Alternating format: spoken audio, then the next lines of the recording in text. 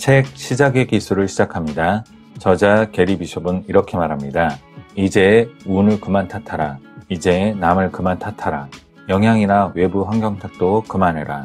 환경이 사람을 만드는 것이 아니라 환경은 그가 어떤 사람인지 드러낼 뿐이다. 그의 말처럼 우주의 뺨따기를 한 대 맞은 기분 같은 책입니다. 로마의 황제 마르쿠스 아우렐리우스는 이렇게 말했습니다. 앞으로 이 규칙을 기억하라.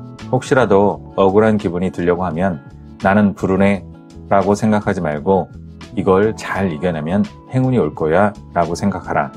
문제가 생겼을 때 그걸 어떻게 생각하고 뭐라고 이야기할지는 전적으로 자신한테 달려 있습니다. 지금 내 삶이 요 모양 요 꼴인 이유는 처한 상황이나 주변 환경 때문이 아니라 나와 나누는 대화가 의욕을 꺾어놓기 때문임을 알아야 합니다. 이 책은 밖에서 답을 구하지 말고 안에서 답을 구하라고 말합니다. 여러분더러 답을 찾으라는 얘기가 아닙니다. 당신이 곧 답이라는 얘기입니다. 살아가는 동안 뇌는 끊임없이 신경 경로를 만들고 재조정합니다. 이 신경 경로가 우리의 생각과 행동을 좌우합니다. 한 가지 행동이 자동으로 나올 때까지 그 행동을 반복하면 습관이 만들어집니다. 마찬가지로 강력하고 단언적인 언어를 오랫동안 사용하면 내 삶에 영구적인 변화를 일으킬 수 있습니다. 생각을 내 뜻대로 형성하려면 내가 쓰는 단어와 언어의 종류를 의식하고 관심을 기울여야 합니다. 의식적인 선택을 내려야 합니다. 나는 나에게 해로운 방식이 아니라 도움이 되는 방식으로 말하겠다 라고 결심해야 합니다. 하루에 5만 가지 넘는 생각을 하면서 우리는 자기와의 대화에 빠져 있습니다.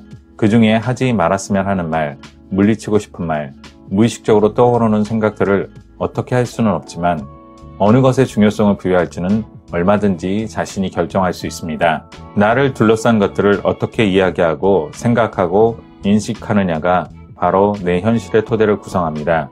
책은 자기 대화라는 게 얼마나 복잡하면서 강력한 힘을 갖는지 이해하게 만듭니다.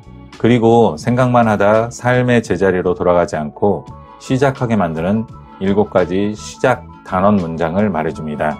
책의 각 챕터의 제목이기도 합니다. 첫째, 나는 의지가 있어.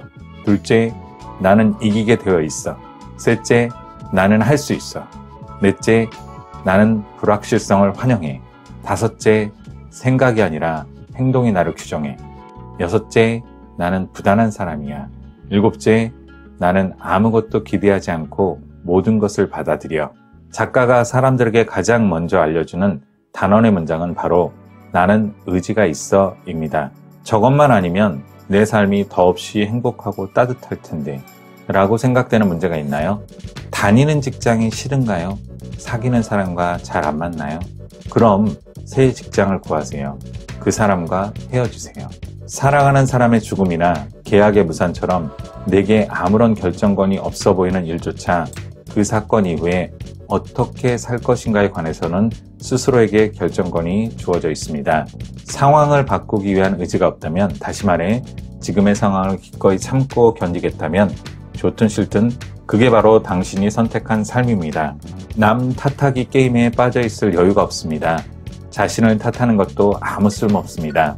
인생에서 벌어진 일 중에는 당신의 의사와 전혀 무관한 것들도 있지만 그 사건 이후에 어떻게 사느냐는 100% 당신의 책임입니다. 사전에서 의지란 단어는 늘 준비되어 있는 상태 혹은 그런 자질, 기꺼이 하려는 마음이라고 되어 있습니다. 의지나 의향은 새로운 관점에서 상황을 바라보고 삶을 살아갈 수 있는 상태입니다. 의지는 있지만, 그렇지만 이라고 문장 끝에 그렇지만을 붙일 때마다 여러분 자신을 희생자로 둔갑시킵니다. 여러분이 운명을 좌우하든지 운명이 여러분을 좌우하든지 둘 중에 하나입니다. 우리가 멈춰서거나 꿈을 댄다고 해서 인생이 기다려주지 않습니다. 여러분이 무엇을 하든 인생은 계속됩니다. 스스로에게 정직하게 이 말을 먼저 자문해 봐야 합니다. 나는 의지가 있는가? 나는 스포츠 센터에 갈 의지가 있는가? 나는 계속 미루고 있는 프로젝트를 추진할 의지가 있는가? 나는 연봉을 올려달라고 할 의지가 있는가? 아니면 이 형편없는 회사를 그만둘 의지가 있는가?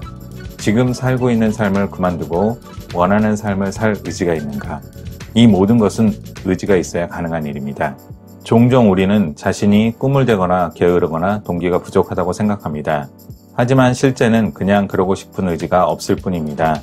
우리가 뭔가를 미루거나 회피하는 이유는 그 일을 하고 싶지 않거나 할 수 없다고 이미 스스로에게 말하고 있는 것입니다. 철학자 마키아벨리는 의지가 크면 어려움이 크지 않다라고 말합니다. 앞으로 일어나는 모든 일은 내 선택의 결과이기 때문입니다. 인생의 장애물들을 내가 의지를 갖고 있는 것과 의지를 갖고 있지 않는 것으로 규정하고 나면 그동안 나를 가두어 놓았던 나 스스로가 만든 장벽들을 깨부술 수 있습니다. 엉뚱한 자기 대화나 과장된 기분을 간파할 수 있습니다. 필요한 것을 할 의지가 있을 때는 다른 무엇도 문제가 되지 않는다는 것입니다. 의지, 이게 바로 가능성과 잠재력의 무한한 셈을 복원시켜 줄 것입니다. 답이 들릴 때까지 계속해서 자신에게 물어야 합니다. 나는 의지가 있는가? 아침에 가장 먼저, 잠들기 전 마지막에, 운전하고 있을 때, 샤워하고 있을 때도 계속해서 물어야 합니다. 나는 의지가 있는가? 당신 전체에 그래 라는 대답이 울려 퍼질 때까지 계속해서 물어보아야 합니다. 다시 묻겠습니다.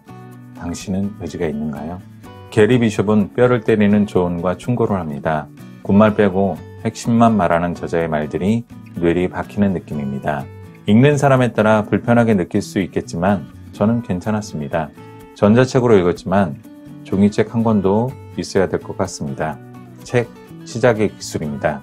북로드였습니다. 구독, 좋아요 무료입니다. 아끼지 말고 눌러주고 가세요.